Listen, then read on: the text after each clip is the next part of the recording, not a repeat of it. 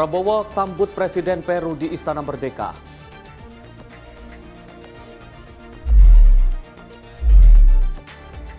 PPATK cabut kebijakan blokir rekening dorman.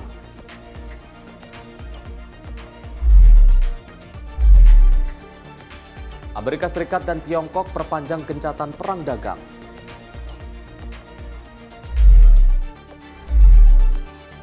Pimpinan MPR kunjungi rumah sejarah Rengas Dengklok.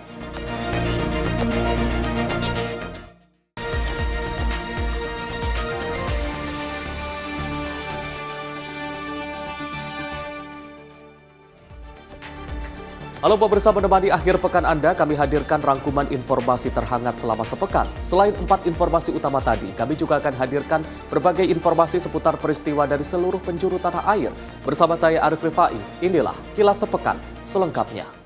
Pemirsa, Presiden Prabowo Subianto menyambut Presiden Peru Dina Boluarte di Istana Merdeka Jakarta. Upacara penyambutan dilanjutkan dengan lagu kebangsaan dan perkenalan delegasi. Kunjungan ini juga membahas komitmen penyelesaian SEPA dalam 6 bulan ke depan.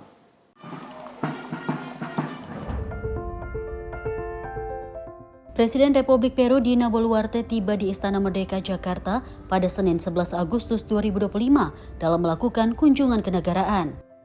Kedatangannya disambut langsung oleh Presiden Prabowo Subianto dalam rangkaian acara resmi yang diawali dengan jabat tangan dan perbincangan hangat.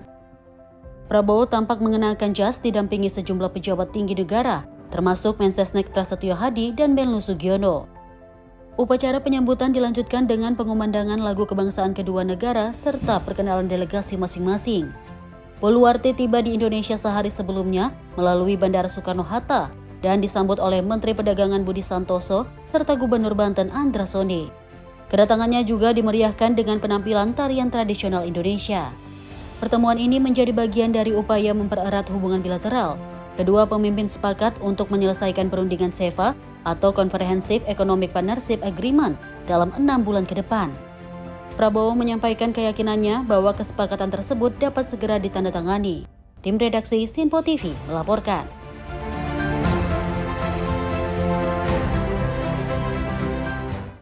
Produksi gas nasional pada semester pertama, Menteri ESDM 2025 mencatatkan kinerja gemilang. Realisasi sudah melampaui target tahunan dengan sebagian besar alokasi diprioritaskan untuk kebutuhan dalam negeri. Menteri ESDM Bahlil Lahadalia menyebutkan sektor migas menjadi pendorong pendapatan negara dan ketahanan energi, meski harga komoditas global sedang menurun.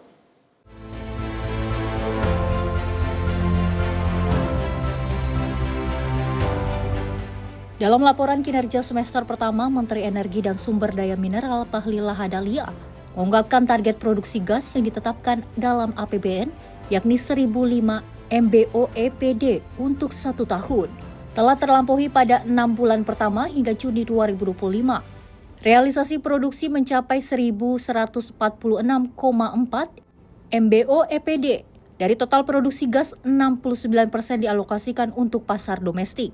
Sebesar 38% diantaranya digunakan untuk industri hilirisasi yang memberikan nilai tambahan dalam negeri, menghemat devisa, serta mendorong ekonomi daerah.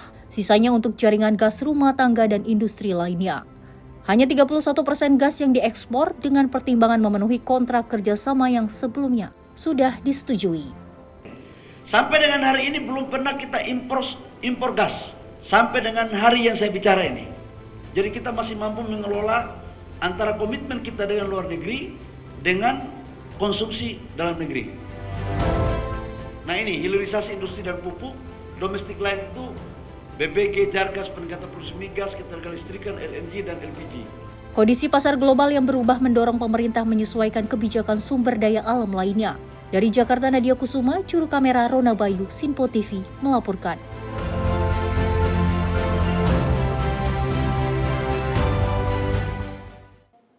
Pemirsa, Pusat Pelaporan dan Analisis Data Keuangan atau PPATK mencabut kebijakan atas pemblokiran rekening dorman. Saat ini PPATK telah memiliki peta resiko terkait rekening tidak aktif yang ada di Indonesia. Dipastikan rekening dorman tersebut bisa dilindungi dari aktivitas ilegal.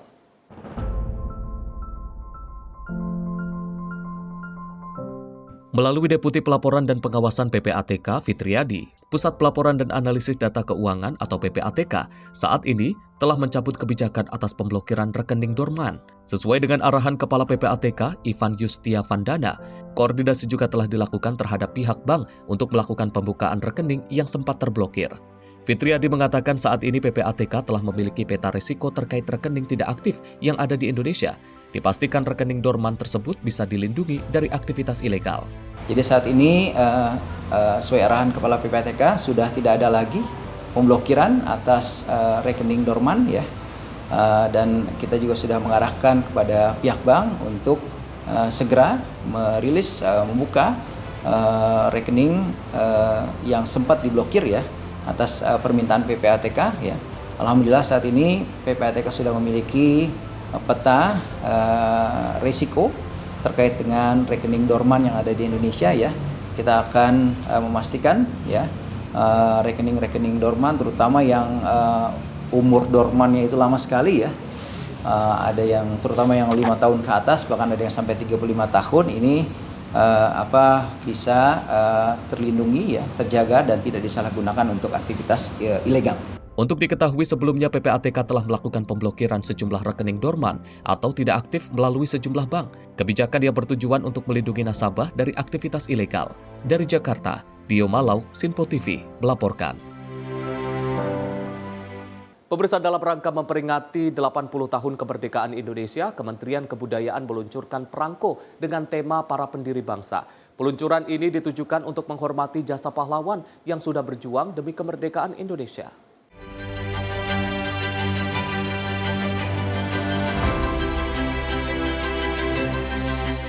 Dalam rangka memperingati 80 tahun kemerdekaan Indonesia, Kementerian Kebudayaan meluncurkan seri perangko edisi khusus yang menampilkan 79 anggota Badan Penyelidik Usaha-Usaha Persiapan Kemerdekaan atau BPUPK dan Panitia Persiapan Kemerdekaan Indonesia atau PPKI. Menteri Kebudayaan Fadlizon menyampaikan, peluncuran perangko pendiri bangsa ditujukan untuk memberikan penghargaan kepada para pendiri bangsa yang telah berjuang demi kemerdekaan Indonesia. Fadli juga berharap perangko ini tidak hanya menjadi bentuk penghargaan, tetapi juga media edukasi bagi generasi muda. Dalam acara ini juga turut hadir perwakilan dari 17 keluarga para pendiri bangsa. Kehadiran mereka menjadi simbol pengakuan dan penghormatan atas jasa-jasa yang telah diberikan oleh para leluhur dalam perjuangan kemerdekaan. Kegiatan peluncuran perangko pendiri bangsa ini kita laksanakan dalam rangkaian peringatan 80 tahun Indonesia Merdeka, dilaksanakan oleh Kementerian Kebudayaan sebagai penghargaan. Ini di bawah Direktorat Sejarah dan Museum sebagai penghargaan kepada para pendiri bangsa. Jadi kami mengumpulkan anggota-anggota BPUPK, Badan Persiapan Usaha Kemerdekaan Indonesia, BPUPKI, dan PPKI yang jumlahnya 79 orang untuk dibuatkan perangkonya. Dan perangko peringatan ini juga merupakan bagian dari satu penghargaan, apresiasi, pengakuan tentu saja bahwa kita merdeka 80 tahun ini tidak mungkin bisa kita nikmati tanpa ada perjuangan dari para pendiri bangsa, dari tokoh-tokoh proklamator, Dwi Tunggal, Soekarno, Hatta, dan para pendiri bangsa lain yang banyak sekali, termasuk para pejuang dan pahlawan-pahlawan tak dikenal gitu ya. Nah, kita menyaksikan bahwa keluarga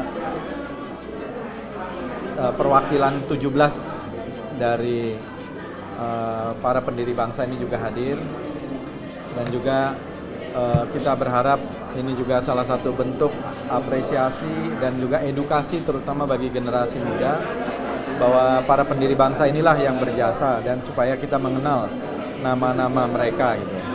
Putra bungsu Presiden pertama Indonesia, Guru Soekarno Putra, juga turut hadir dalam acara peluncuran ini. Dirinya pun berterima kasih kepada pemerintah yang sudah meluncurkan perangko dengan edisi ini yang bisa membuat generasi muda mengenal tokoh-tokoh pejuang bangsa Indonesia. Ya, saya berterima kasih sebagai keluarganya Bung Karno, berterima kasih kepada pemerintah dalam hal ini melalui Pak Menteri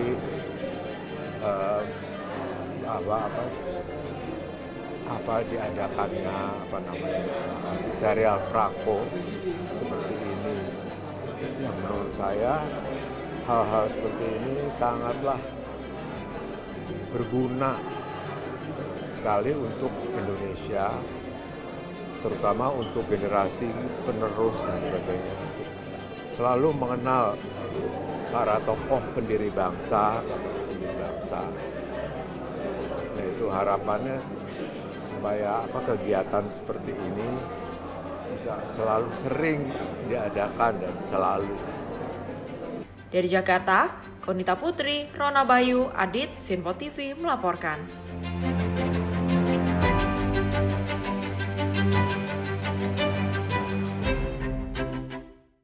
Wakil Gubernur DKI Jakarta Rano Karno memastikan tidak ada pungutan liar dalam rekrutmen 1.000 petugas pemadam kebakaran dan penyelamatan yang dilaksanakan pada 12 hingga 14 September mendatang. Penentuan akhir lolos seleksi petugas damkar akan diputuskan langsung oleh Gubernur DKI Jakarta Pramono Anung. Dinas Penanggulangan Kebakaran dan Penyelamatan DKI Jakarta mulai membuka 1.000 lowongan untuk petugas pemadam kebakaran yang akan berlangsung selama 3 hari secara daring. Menanggapi itu, Wakil Gubernur DKI Jakarta Rano Karno memastikan perekrutan petugas damkar akan berlangsung secara transparan dan bebas dari pungutan liar. Terlebih, dalam proses perekrutannya, para peserta akan diseleksi secara ketat, seperti yang sebelumnya dilakukan pada saat seleksi petugas prasarana dan sarana umum atau PPSU. Oh udah pastilah, itu kita hindari ya. Makanya kenapa PPSU atau PJLP ini kita ketatin. Ya kan kita dengar lah, kita tahu di beberapa kecamatan, kelurahan ada gitu. Makanya kenapa? Yang menentukan nanti adalah gubernur dan wakil gubernur. Dari Jakarta, Sri Dewi Andayani, Mutiang Giani, Sinpo TV melaporkan. Pemirsa, Kementerian Sosial mempercepat pembukaan rekening kolektif bekerja sama dengan himpunan bank milik negara atau Himbara untuk mempercepat penyaluran bantuan sosial agar memastikan penyaluran bansos lebih efektif dan tepat sasaran.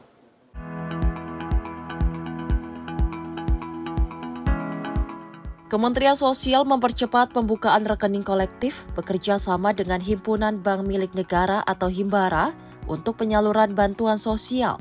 Berdasarkan hasil pemuktahiran data Tunggal Sosial Ekonomi Nasional atau DTSN oleh Badan Pusat Statistik. Saifullah Yusuf menjelaskan dalam pemuktahiran penerima bansos yang dilakukan oleh BPS, seringkali ditemukan inclusion dan exclusion error yang akan mempengaruhi keluarga penerima manfaat dalam mendapatkan bantuan dari pemerintah. Untuk itu, Gus Ipul mengemukakan pihaknya telah berdiskusi dan mencari jalan keluar bersama Himbara agar pembukaan buku rekening kolektif tersebut bisa lebih dipercepat. Karena sebagaimana yang kita ketahui, setiap 3 bulan kita menyalurkan bansos. Dan penyaluran itu didasarkan pada hasil pemutakhiran data BPS yang paling terakhir. Pemutakhiran itu selalu saja kita temukan adanya penerima manfaat yang baru yang belum memiliki nomor rekening. Maka itu kita setiap 3 bulan sekali ketika mau menyalurkan bansos berpedoman pada DTSN yang telah dimutakhirkan oleh BPS, itulah kita membuka rekening bagi keluarga penerima manfaat yang belum memiliki rekening. Nah, salah satu masalahnya adalah bahwa ketika burekol ini dilakukan, Himbara atau perbankan memerlukan waktu yang lumayan cukup panjang. Kami diskusi mencoba mencari jalan supaya bisa lebih cepat, karena insya Allah setiap 3 bulan akan ada burekol. Alhamdulillah, setelah melakukan diskusi lebih dari 1 jam, kami menemukan solusi yang insya Allah solusi ini bisa mempercepat pembukaan rekening kolektif, nanti dilanjutkan dengan pembagian kartu kepada penerima manfaat di rumah masing-masing. Lebih lanjut, ia menegaskan penyaluran bansos tetap berpedoman pada DTSN yang telah dimuktahirkan oleh BPS. Adapun Mensos mengungkapkan ada lebih dari 100.000 penerima bantuan sosial yang anomali atau seharusnya tidak menerima bantuan. Dari Jakarta, Dio Malau, Simpo TV melaporkan. Kepala Badan Gizi Nasional Dadan Hindayana menyampaikan bahwa program makan bergizi gratis telah menjangkau lebih dari 15 juta penerima manfaat. Dadan juga menjelaskan layanan ini didukung 5.130 satuan pemenuhan gizi yang tersebar di berbagai wilayah, serta disiapkan 14.000 SPPG tambahan. Usai rapat bersama Presiden Prabowo Subianto di Istana Kepresidenan Jakarta pada Selasa 12 Agustus, Kepala Badan Gizi Nasional Dadan Hindayana menyampaikan bahwa program makan bergizi gratis telah menjangkau lebih dari 15 juta penerima manfaat di seluruh Indonesia. Dadan menjelaskan layanan tersebut didukung oleh 5.130 satuan pelayanan pemenuhan gizi yang tersebar di berbagai wilayah. Realisasi anggaran yang telah terserap mencapai 8,2 triliun rupiah dan difokuskan untuk intervensi gizi. Sementara itu pembangunan SPPG didanai oleh para mitra. Pada kesempatan yang sama Dadan juga menyampaikan sebanyak 14.000 SPPG tambahan kini tengah disiapkan dan masih dalam tahap verifikasi. Pembangunan fasilitas ini melibatkan banyak pihak, termasuk TNI AD, Polri, PIN, NU, Muhammadiyah, Kadin, dan APJ. Pertama kami melaporkan bahwa penerima manfaat sekarang ini sudah dilayani oleh 5.103 satuan pelayanan pemenuhan gizi. Di seluruh Indonesia mencakup 38 provinsi, 502 kabupaten, dan 4.770 kecamatan. Dan penerima manfaatnya sudah di atas 15 juta. Dan insya Allah akan mendekati angka 20 juta. Dan yang paling penting sebetulnya ada hal yang menonjol di mana 5.103 SPPG yang sudah terdaftar dalam sistem kami dan juga 14.000 SPPG yang sekarang sedang dalam proses persiapan. Itu seluruhnya merupakan kemitraan dengan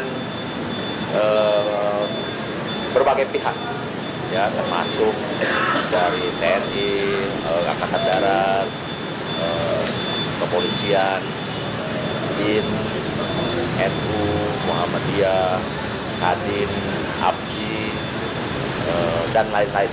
Ya, jadi semuanya membangun sendiri, dan kalau dihitung dengan uang, apa yang mereka sudah lakukan itu, satu satuan pelayanan itu membutuhkan kurang lebih antara 1,5 sampai 2 miliar. Jadi uang yang sudah beredar di masyarakat ini sudah triliun, ya, sudah hampir 28 triliun, dan itu adalah bukan uang APBN, tetapi uang mitra. Jadi kalau di daerah-daerah PPG sendiri sampai sekarang baru menyerap 8,2 triliun yang difokuskan hanya untuk memberi intervensi gizi. Sementara satuan pelayanannya merupakan bangunan yang dibangun oleh para mitra. Jadi secara total memang uang yang beredar di masyarakat cukup besar. Tim redaksi Simpo TV melaporkan. Menteri Perdagangan Budi Santoso tengah membidik nilai perdagangan dengan negara Peru senilai 15 triliun rupiah. Hal ini diyakini Mendak Budi Santoso sebagai langkah permulaan kerjasama dengan lingkup lebih luas.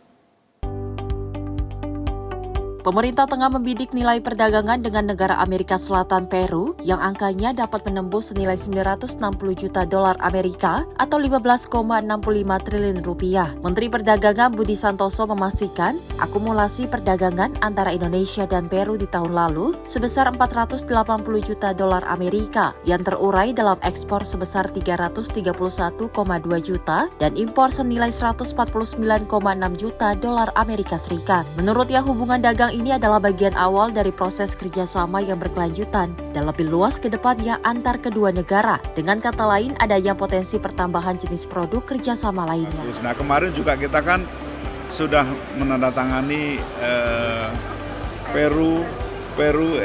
Indonesia Peru SEPA ya. Kemarin Presiden Peru sudah datang ke Indonesia, jadi kemarin juga sudah disampaikan oleh Pak Presiden, Pak Prabowo, bahwa kita melakukan perjanjian dagang ya, ini sebuah kemajuan. Kenapa dengan Peru ini SEPA yang bagus? Karena kita startnya kan dari awal ya. Indonesia SEPA itu total trade-nya tidak sebesar misalnya dengan EU ya. Kita total trade-nya 480 juta US, kita surplus 181 juta US. Tetapi kita sudah mempunyai SEPA, jadi ada kerangkanya kerjasama dagang. Jadi ke depan kalau mau nambah item-item kerjasama yang lain itu mudah.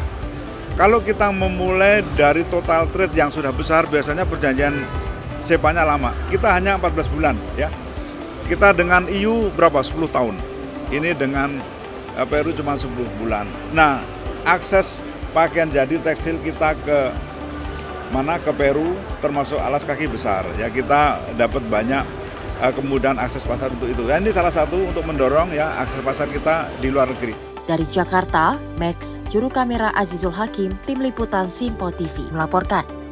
Pemirsa, informasi lainnya akan kami hadirkan usai jeda. Tetaplah bersama kami di Kilas Sepekan.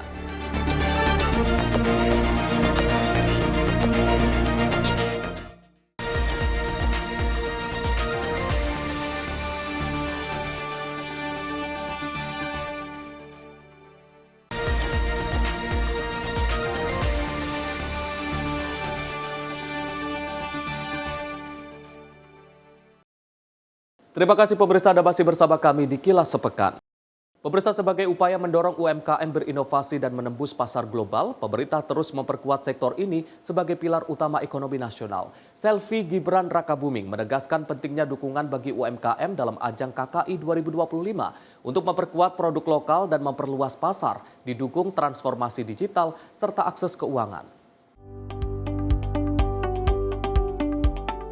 Sebagai upaya mendorong UMKM berinovasi dan menembus pasar global, pemerintah terus memperkuat peran sektor ini sebagai pilar utama perekonomian nasional. Langkah ini sejalan dengan visi Asta Cita Presiden Prabowo Subianto yang menempatkan industri kreatif sebagai motor pertumbuhan ekonomi dan penciptaan lapangan kerja. Komitmen ini kembali ditegaskan oleh Selvi Gibran Rakabuming saat menghadiri pembukaan Karya Kreatif Indonesia 2025 di Jakarta Convention Center. Dalam acara tersebut, sekitar 65 juta pelaku UMKM di Indonesia, mayoritas perempuan telah menunjukkan daya tahan luar biasa di tengah ketidakpastian global. Untuk mendukung daya saing mereka, Bank Indonesia mendorong transformasi digital, meningkatkan akses keuangan serta literasi dan inklusi keuangan. KKI 2025 mengangkat tema Kalala Mareda dari bahasa Sumba yang melambangkan semangat gotong royong dan optimisme untuk naik kelas. Pembukaan KKI ditandai pemukulan tambur dan pagelaran budaya Nusa Tenggara Timur yang memadukan budaya, kriya, dan inovasi digital. Selvi turut memberikan karangan bunga kepada pelaku UMKM terpilih sebagai bentuk apresiasi.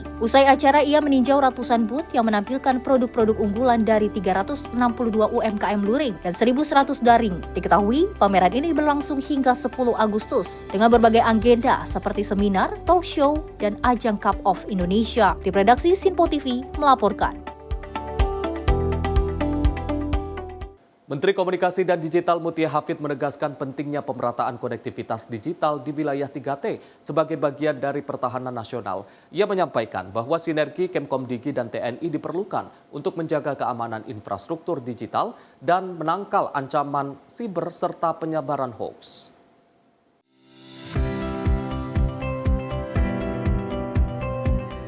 Pemerataan konektivitas digital di wilayah tertinggal, terdepan, dan terluar atau 3T, termasuk Papua, dinilai sebagai elemen penting dalam mendukung pertahanan nasional. Menteri Komunikasi dan Digital Mutia Hafid menyampaikan bahwa kerjasama antara Kemkomdigi dan TNI telah berhasil membuka akses digital di berbagai wilayah strategis. Saat memberikan pembekalan kepada Pasis Dikrek 66 Seskuat di Bandung, Mutia mengapresiasi peran aktif TNI dalam menentukan lokasi prioritas konektivitas dan menjaga keamanan infrastrukturnya.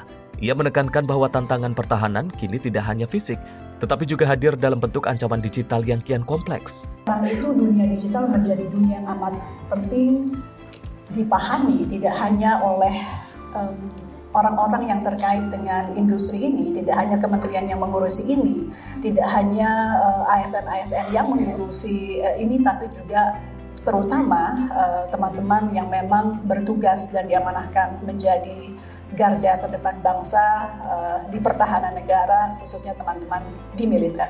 Karena kaitannya amat erat dengan pertarungan geopolitik global. Jadi di tahun 2024 akhir sampai 2025 sampai saat ini, kita sudah menghubungkan cukup banyak titik di Papua dan bekerja sama erat juga dengan teman-teman TNI khususnya yang bertugas di sana. Baik dalam kerangka pengamanannya dan juga memilih titik-titiknya. Karena kita tahu di sana tidak hanya digunakan untuk komunikasi semata, tapi juga sebagai alat pertahanan di timur Indonesia. Mutia juga mengingatkan tentang resiko dari masuknya layanan satelit asing dan derasnya arus data lintas negara yang berpotensi mengganggu keamanan nasional. Selain itu, maraknya hoaks di ruang digital menjadi alasan pentingnya keterlibatan TNI dalam menjaga kestabilan informasi dan pertahanan siber Indonesia. Tim redaksi Sinpo TV melaporkan. Pemirsa, Presiden Amerika Serikat Donald Trump memperpanjang gencatan perang dagang dengan Tiongkok selama 90 hari. Langkah ini meredakan tekanan antara dua ekonomi terbesar dunia. Setelah bersikap tertutup kepada media, Donald Trump menyetujui perpanjangan gencatan perang dagang antara Tiongkok dan Amerika Serikat selama 90 hari. Trump mengunggah di Truth Social bahwa ia telah menandatangani perintah eksekutif untuk perpanjangan tersebut. Sementara pemerintah Tiongkok melalui Beijing juga melakukan hal yang sama. We've been dealing very nicely with China, as you probably have heard. They have tremendous tariffs that they're paying to the United States of America. And we'll see what happens. They've been dealing quite nicely. The relationship is very good with President Xi and myself. Batas waktu sebelumnya dijadwalkan berakhir pada Selasa 12 Agustus 2025 pukul 00.01 waktu setempat. Jika itu terjadi, Amerika Serikat bisa menaikkan tarif atas impor dari Tiongkok yaitu 30%. Dan pemerintah Tiongkok bisa membalas dengan menaikkan tarif atas ekspor Amerika Serikat ke Tiongkok. Perpanjangan ini memberi waktu bagi kedua negara untuk melanjutkan perundingan dan membuka peluang perhelatan KTT antara Trump dan Presiden Xi Jinping tahun ini. Kalangan dunia usaha di Amerika Serikat menyambut positif kebijakan ini yang dinilai penting untuk memberikan kepastian dan memperluas akses pasar di Tiongkok. Tim redaksi Sinpo TV melaporkan. Panglima TNI Jenderal Agus Subianto melepas keberangkatan Satgas Garuda Merah Putih II di Pangkalan TNI Angkatan Udara Halim Perdana Kusuma, Jakarta pada Rabu pagi. Satgas ini akan menjalankan misi kemanusiaan ke Gaza, Palestina melalui operasi airdrop sebagai bentuk peran aktif Indonesia dalam mendukung bantuan kemanusiaan internasional. Keberangkatan Satgas Garuda Merah Putih II merupakan perintah langsung Presiden Republik Indonesia Prabowo Subianto untuk menyalurkan bantuan kemanusiaan ke Gaza melalui operasi airdrop dari Pangkalan Royal Jordania. Satgas yang diberangkatkan terdiri dari 66 personel, meliputi unsur TNI, kementerian dan lembaga, serta media nasional yang menggunakan 2 pesawat Hercules C-130 CTNI AU dari Skuadron Udara 31. Dalam sambutannya, Panglima TNI Jenderal Agus Subianto menyampaikan bantuan kemanusiaan yang dikirim sebanyak 800 ton, terdiri dari bahan makanan, obat-obatan, dan kebutuhan pokok yang bersumber dari Basnas dan Kementerian Pertahanan Republik Indonesia. Cara keberangkatan Satgas Garuda Merah Putih II tahun 2025 yang akan menjalankan misi kemanusiaan ke Gaza, Palestina. Misi ini merupakan perintah langsung dari Bapak Presiden Republik Indonesia yang disampaikan melalui Kepala Kantor Komunikasi Presiden, di mana Indonesia berperan aktif mendukung penyaluran bantuan kemanusiaan melalui operasi airdrop dari Pangkalan Aju Yordania. Satgas Garuda Merah Putih II menggunakan 2 pesawat Hercules C-130J TNI AU dari Skuadron Udara 31 dengan total 66 personil, terdiri dari unsur TNI, kementerian dan lembaga dan media nasional yang akan mendistribusikan total 800 ton bantuan kemanusiaan dari Basnas dan dukungan bahan makanan dari Kemhan Republik Indonesia. Ini menjadi kali kedua Indonesia mengirimkan bantuan airdrop ke Gaza, Palestina dan menempatkan Indonesia sebagai satu dari 11 negara yang aktif mengirimkan bantuan untuk masyarakat di wilayah tersebut.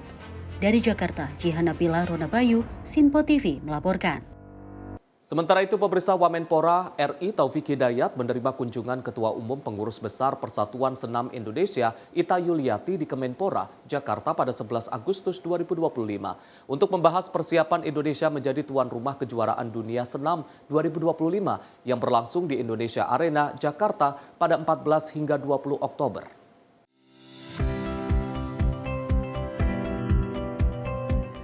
Ketua Umum PB Persandi Ita Yuliati menyampaikan terima kasih atas kesempatan melapor kepada Wamenpora. Ia juga menyampaikan perkembangan dukungan sponsor dan pihak terkait. Ia menegaskan PB Persandi mempersiapkan segala kebutuhan untuk kesuksesan penyelenggaraan. Harapannya, kegiatan dapat berjalan dengan baik. Sementara itu, Wamenpora Taufik mengapresiasi upaya PB Persandi mematangkan kesiapan. Ia mengingatkan agar kejuaraan dunia senam dapat berjalan sukses. Menurutnya, kerjasama lintas sektor harus diperkuat. Waktu penyelenggaraan yang semakin dekat membuat fokus menjadi sangat penting. Kejuaraan Dunia Senam 2025 akan diikuti 501 atlet dari 82 negara.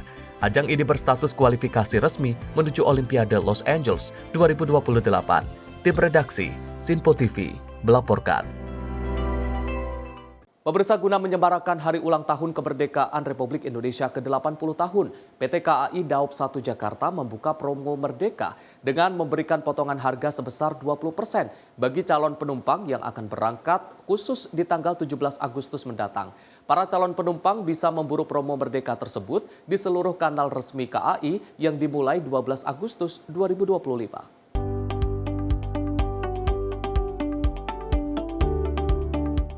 Kabar gembira bagi Anda yang ingin bepergian di hari ulang tahun kemerdekaan Republik Indonesia ke-80 tahun. Pasalnya mulai tanggal 12 Agustus hari ini hingga tanggal 17 Agustus mendatang, PT KAI Daop 1 Jakarta membuka promo Merdeka dengan memberikan potongan harga sebesar 20% bagi calon penumpang yang akan berangkat khusus di tanggal 17 Agustus mendatang. Para calon penumpang bisa memburu promo Merdeka tersebut di seluruh kanal resmi KAI, seperti Akses by KAI, website booking.kai.id, dan mitra penjualan resmi lainnya. Manajer Humas PT KAI Daop 1 Jakarta, Iksvan Hendri Wintoko menyebut, program promo Merdeka ini merupakan bentuk apresiasi KAI kepada masyarakat dalam menyemarakan peringatan HUT RI ke-80 tahun. Meski begitu, promo Merdeka hanya berlaku untuk KA komersil di Pulau Jawa dan Sumatera, tak termasuk kereta api luxury dan kompartemen, priority, imperial, panoramik, dan KA wisata. PT KAI Daop 1 Jakarta mengumumkan bahwa promo Merdeka akan dibuka mulai 12 Agustus 2025 sampai dengan 17 Agustus 2025 dengan potongan harga sebesar 20% untuk keberangkatan khusus tanggal 17 Agustus 2025.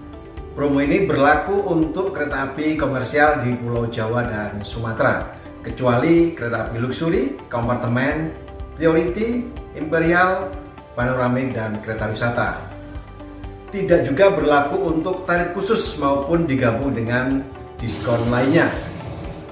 Program ini merupakan apresiasi PT KAI dalam menyemarakan Hari Ulang Tahun ke-80 Republik Indonesia dan bisa dimanfaatkan untuk perjalanan setelah upacara kemerdekaan maupun long weekend.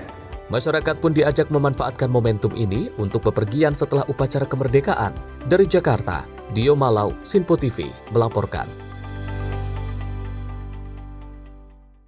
Pemirsa, memasuki usia ke-48 tahun, pasar modal Indonesia berhasil menunjukkan perkembangan yang pesat dari jumlah investor hingga lebih dari 17 juta per tahun 2025 ini. Direktur Utama PT Clearing Penjaminan Efek Indonesia, Iding Pardi, menyampaikan hal tersebut dalam acara pembukaan perdagangan kembali Pasar Modal Indonesia di Jakarta pada Senin 11 Agustus 2025. Dalam rangka HUT Pasar Modal Indonesia yang ke-48 tahun, tema mewujudkan ekonomi mandiri berdaulat dan maju bersama diangkat. Tema tersebut mencerminkan tekad OJK dan para SRO agar terus menjadikan pasar modal sebagai motor pembiayaan nasional yang berkelanjutan dan inklusif.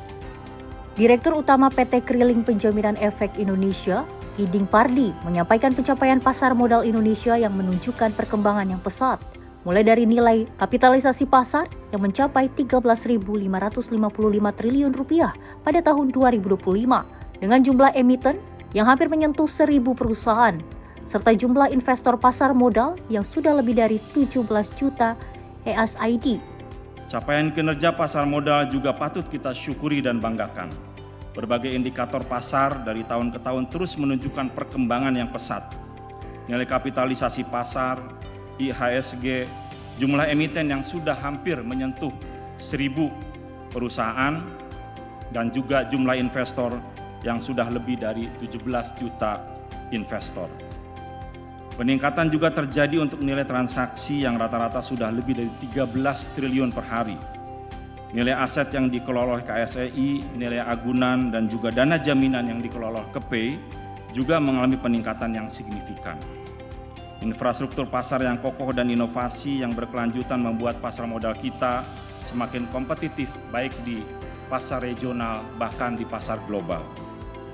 Angka-angka ini adalah bukti nyata kemajuan industri dan kepercayaan publik terhadap pasar modal Indonesia.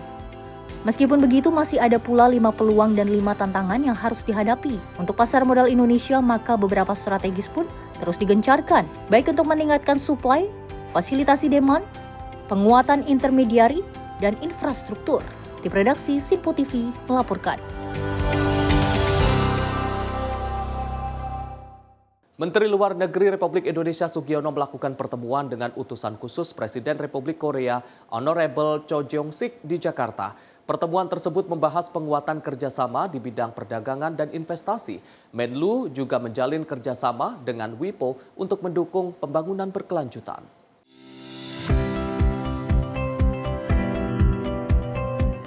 Menteri Luar Negeri RI Sugiono menerima kunjungan utusan khusus Presiden Republik Korea Honorable Cho Jong-sik bersama delegasi di Jakarta.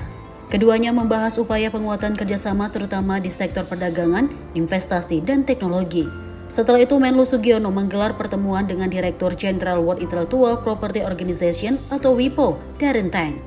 Pertemuan tersebut menegaskan peran strategis kekayaan intelektual sebagai pendorong pembangunan yang berkelanjutan dan inklusif. Dalam kesempatan itu, Menlu Sugiono dan Dirjen WIPO menyaksikan penandatanganan Letter of Intent antara Kemlu RI dan WIPO untuk membentuk program pelatihan bagi para diplomat Indonesia. Kerjasama ini diharapkan dapat membuka peluang lebih besar bagi diplomat Indonesia untuk berperan di kancah global serta meningkatkan daya saing nasional di era ekonomi berbasis inovasi. Tim redaksi Sinpo TV melaporkan. Pemirsa, informasi lainnya akan kami hadirkan usai jeda. Tetaplah bersama kami di Kilas Sepekan.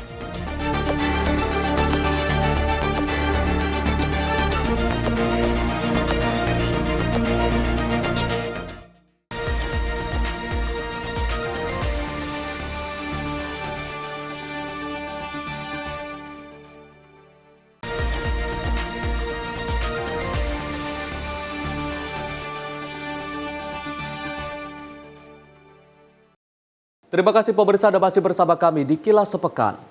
Berbagai atraksi seperti terjun payung, demonstrasi alutsista hingga keahlian prajurit TNI memeriahkan gelar pasukan dan kehormatan militer di kawasan Batu Jajar, Kabupaten Bandung Barat, Jawa Barat pada Minggu. Kegiatan dipimpin langsung Presiden Republik Indonesia Prabowo Subianto di hadapan ribuan prajurit dan masyarakat.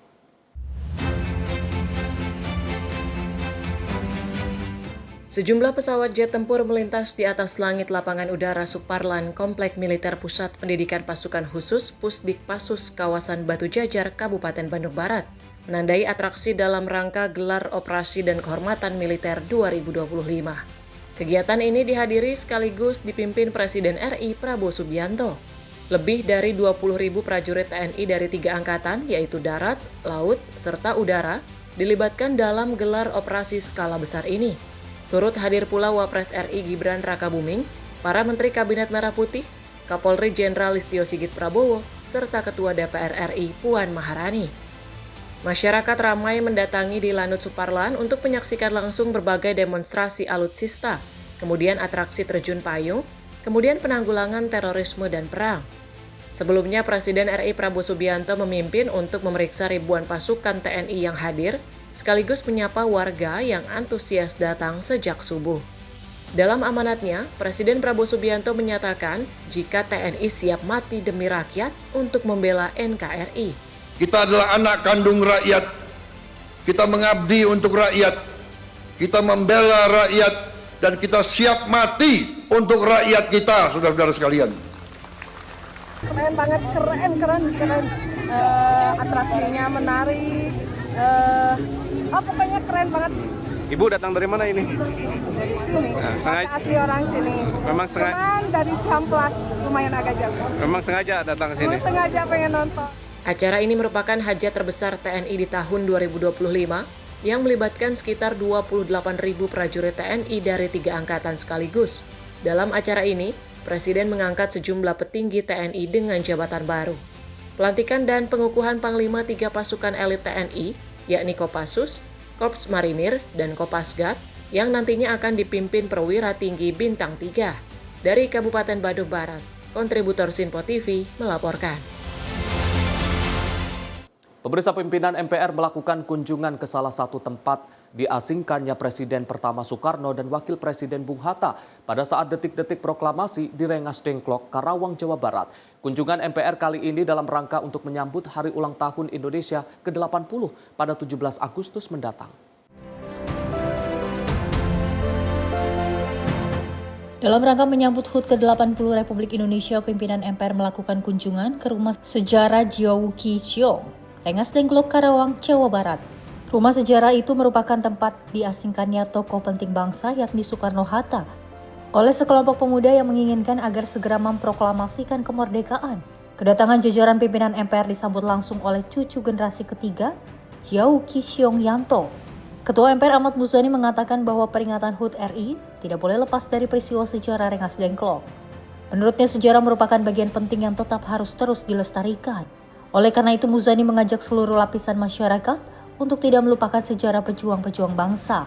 Harapan keluarga supaya karena ini adalah tempat yang sangat bersejarah dan keluarga menjaga kelestarian tempat ini, maka beliau minta agar bisa terus dikunjungi oleh orang-orang yang memiliki kepedulian dan mendapat perhatian dari mereka yang punya kewenangan. Saya kira Rengas Dengklok adalah bagian dari peristiwa penting dari 17 Agustus, karena itu pimpinan MPR hari ini datang ke Rengas Dengklok untuk kita menyemangati kembali, mengingat kembali tentang sebuah peristiwa yang sangat penting, karena jika tidak ada Rengas Dengklok mungkin sejarah kemerdekaan bisa berbeda. Tapi karena Rengas Dengklok itulah 17 Agustus akhirnya tetap dikumandangkan proklamasi oleh Bung Karno. Dalam kesempatan yang sama, cucu Jiao Qi Xiong Yanto mengucapkan rasa terima kasihnya kepada jajaran pimpinan MPR yang telah berkunjung ke rumah bersejarah Rengas Dengklok. Ia berharap kunjungan MPR menjadi sebuah contoh agar para masyarakat tidak melupakan sejarah Indonesia. Ya, kesannya sih baik, soalnya dia ada perhatian buat kita. Dia memperhatikan keadaan rumahnya, terus supaya kita dipelihara biar rapi dan lagi dilestarikan sesuai dengan yang kita mampu. Gitu. Harap kedepannya kita jangan sekali-kali melupakan sejarah aja. Jangan sekali-kali melupakan sejarah aja kayak jas merah. Iya betul. Gitu aja. Ya kita semuanya orang sejarah, kita melestarikan sejarah, terus kita juga lupa sama pahlawan-pahlawan yang sudah ninggalin kita. Kita mesti terima kasih atas perjuangan dia. Beliau berjuang buat kita kan. Dari Karawang, Jawa Barat, Fahrizal Ahmad Amin, Sinpo TV melaporkan.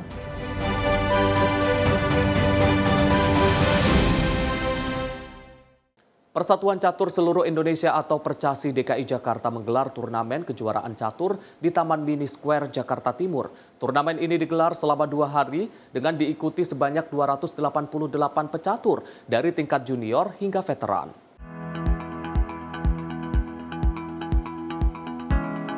Percasi DKI Jakarta menggelar turnamen kejuaraan di Taman Mini Square, Jakarta Timur.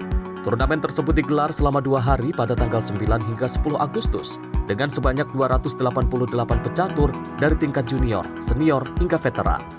Ketua Percasi DKI Jakarta Herdianto Kenneth menjelaskan, turnamen ini merupakan salah satu event yang dipersiapkan PB Percasi yang bertujuan untuk memberikan ruang bagi para pecatur, sekaligus ajang untuk menyeleksi pemain karena DKI Jakarta sebagai juara bertahan di setiap kompetisi. Jurinya pun berharap para pecatur baik putra maupun putri dalam segala jenjang, mulai dari junior, senior hingga veteran, dapat bersama-sama bersaing dan mampu menunjukkan kemampuan dalam persiapan juara nasional mendatang. PB Percasi juga terus akan berupaya memperbanyak fasilitas dan memberikan banyak kesempatan kepada para pecatur untuk mengasah kemampuan mereka. Ya, tujuan kejurda ini yang kita laksanain hari ini ya teman-teman sekalian. Ya, ini tujuannya kita ingin menyeleksi calon-calon wakil dari DKI Jakarta menuju ke Kejurnas di Sulawesi Barat pada tanggal 12 sampai 18 September 2025. Jadi posisi DKI Jakarta ini sebagai juara bertahan, ya kan? Kita ingin mempertahankan titel juara kita, makanya pada hari ini kita lakukan seleksi. Turnamen catur diharapkan dapat menjadi wadah bagi para pecatur muda untuk menunjukkan potensi mereka dan meraih prestasi di tingkat nasional maupun internasional. Dari Jakarta, tim redaksi Sinpo TV melaporkan. Kita beralih ke informasi lain, pemirsa. Direktorat Reserse Kriminal Khusus Polda Jawa Barat telah membongkar 4 kasus praktik produksi dan peredaran beras yang tidak sesuai mutu klaim kemasan. Sehingga Polda Jabar juga menggerebek salah satu tempat produksi beras repacking atau beras yang tidak sesuai dengan mutu klaim kemasan di wilayah Soreang, Kabupaten Bandung.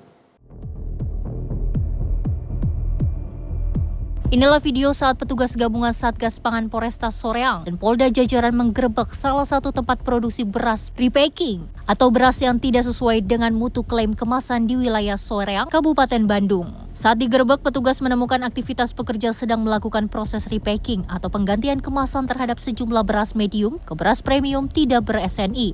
Pengungkapan kasus tersebut berdasarkan dari 4 laporan polisi kepada Ditreskrimsus Polda Jawa Barat, Polrestabes Bogor, dan Polresta Bandung. Kemudian polisi pun meningkatkan ke-4 perkara tersebut menjadi tahap penyidikan. Modus operandi yang dilakukan pelaku yaitu pelaku usaha menjual beras premium yang tidak sesuai dengan standar nasional Indonesia, menjual beras merek khusus premium namun isinya tidak sesuai dengan label yang dituliskan pada karung beras. Tidak hanya itu, pelaku juga menjual beras kualitas medium dengan harga beras premium, serta melakukan pengemasan kembali beras kualitas medium menjadi beras kualitas premium. Serta pelaku membeli gabah dengan harga Rp7.000 per kilogram, lalu diproduksi menjadi beras berkualitas medium. Kemudian beras tersebut diperjualbelikan kepada masyarakat dengan harga Rp14.400 sampai Rp14.500 per kilogramnya. Saat ini sejumlah pelaku usaha telah dilakukan pemeriksaan oleh petugas Ditreskrimsus Polda Jabar. Atas pengungkapan kasus ini sebanyak 6 orang telah ditetapkan sebagai tersangka. Pada petugas, salah satu tersangka mengaku telah melakukan pengemasan beras medium menggunakan kemas premium selama 2-5 tahun dan menjual sebanyak 770 ton serta mendapatkan keuntungan kurang lebih 7 miliar. Dari penegakan hukum terkait produksi dan pengedaran beras yang tidak sesuai standar mutu pada klaim kemasan yang terjadi di wilayah hukum Polda Jawa Barat. Tadi sudah disampaikan oleh Bapak Kabitumas, dalam kurun waktu 1 minggu belakangan ini atau 2 minggu belakangan ini, Satgas Pangan Polda Jabar dan Polres jajaran telah mengatensi melaksanakan penindakan sesuai dengan atensi dari Bapak Kapolri dan Bapak Kapolda Jawa Barat terkait masalah peredaran atau perjualbelian dari beras yang tidak sesuai standar mutu. Dari total 2 minggu kegiatan sudah ada 11 langkah penindakan. Dan kemudian dari 11 langkah penindakan dari seluruh Satwil jajaran dan Polda, kami sudah menyatakan 4 perkara sudah ditingkatkan menjadi penyidikan dan sudah menetapkan ada 6 orang tersangka. Para tersangka dijerat dengan Undang-Undang Tindak Pidana Perlindungan Konsumen dengan cara memproduksi, memperdagangkan beras yang tidak sesuai dengan standar mutu pada label kemasan, sebagaimana dimaksud Pasal 62 Junto Pasal 8 Ayat 1 huruf A dengan ancaman hukuman pidana dengan pidana penjara paling lama 5 tahun dan denda paling banyak Rp2 miliar. Dari Bandung, kontributor Sinpo TV melaporkan.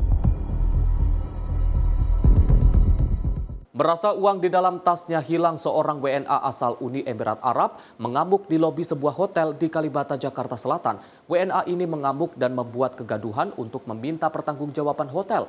Petugas gabungan yang datang ke lokasi mengamankan pelaku dengan ambulans dan membawanya ke kantor imigrasi Jakarta Selatan.